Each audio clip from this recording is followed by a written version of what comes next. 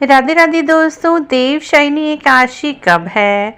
देवशयनी एकादशी पर पूजा कैसे करें, व्रत का पारण किस समय किया जाएगा और कथा, सारी जानकारी आज हम आपको इसी वीडियो में लेकर आए हैं। मित्रों, देवशयनी एकादशी आषाढ़ मास के शुक्ल पक्ष की एकादशी होती है। इसी दिन से भगवान श्री हरि विष्णु योग निद्रा में चले जाते हैं 4 महीनों के लिए, और कोई भी शुभ कार्य, विवाह, शादी, मुंडन, गृह प्रवेश नहीं होता। तो इस एकादशी का बहुत अधिक महत्व है, क्योंकि भगवान विष्णु 4 महीने के लिए पाताल लोक में निवास करते हैं और कोई भी शुभ काम नहीं किया जाता। इसी दिन से देवशयनी एकादशी पर बहुत ही पूजा पाठ, व्रत महत्व, कोई भी आपको नया व्रत करना है, यदि एकादशी का उठाना है तो इसी व्रत से उठा सकते हैं।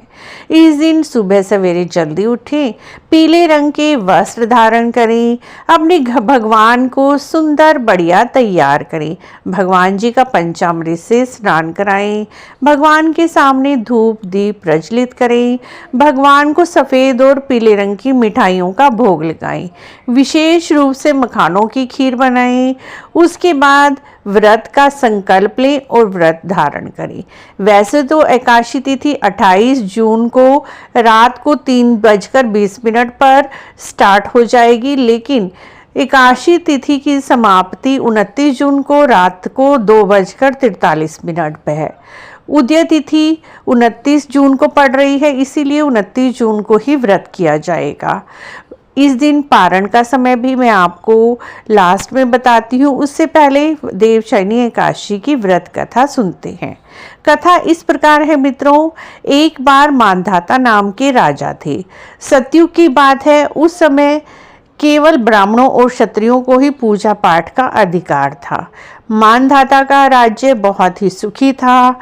मानधाता की प्रजा बहुत ही सुखी व समृद्ध थी, लेकिन एक बार उनके राज्य में काफी दिनों तक वर्षा नहीं हुई, और जिससे कि सूखा पड़ गया और अकाल पड़ गया। राज्य के लोग भूख से तड़फने लगे। मानधाता राजा बहुत ही दयालु थे और अपनी प्रजा को इतना दुखी नहीं देख सकते थे। इसके लिए वे अपने सैनिकों को लेकर जंगल में इसका उपाय ढूंढने के लिए निकल पड़े। जाते जाते उनको एक ऋषि का आश्रम दिखा। ऋषि के आश्रम में वह गए। वो अंगिरा ऋषि का आश्रम था। अंगिरा ऋषि बहुत ही महान ऋषि थे।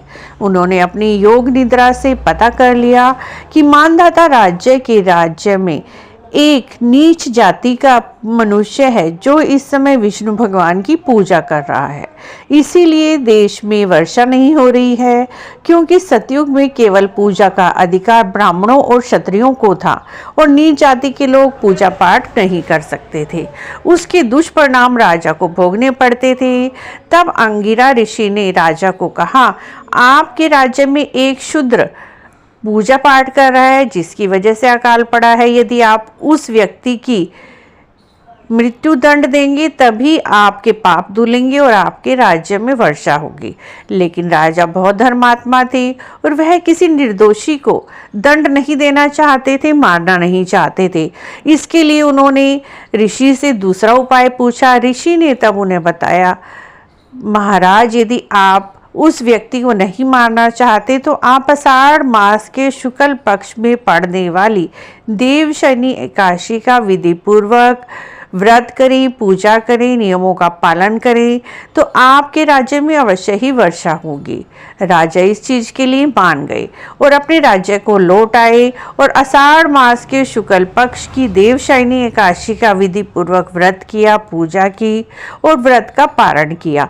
इससे उनके राज्य में वर्षा हुई और उनके राज्य का सूखा मिट गया। उनका राज्य पहले की तरह खुशियों से भर गया, सुख समृद्धि से भर गया। तो मित्रों, इसी तरह से इस कथा को कहने, सुनने, हुंकारा भरने वाले सभी का जीवन खुशियों से भर जाए। यदि आपको भी आषाढ़ मास की देवशयनी एकादशी की कथा अच्छी लगी है तो आप हमारे चैनल को जरूर सब्सक्राइब करें। आप बताते हैं आपको व्रत का पारण कब और कैसे करना है। व्रत का पारण करने के लिए मित्रों, तुलसी मिले जल को हथेली में चरणामृत की तरह लेकर 3 बार ग्रहण करें और भगवान विष्णु से अपने व्रत के सफल होने के लिए धन्यवाद करें। व्रत का पारण आप 30 जून को सुबह 5:52 से लेकर 8:53 तक कर सकते हैं। तो मित्रों, आपको ये जानकारी अच्छी लगी है तो आप कमेंट बॉक्स में जय श्री हरि विष्णु अवश्य लिखें। वीडियो देखने के लिए आपका बहुत बहुत धन्यवाद।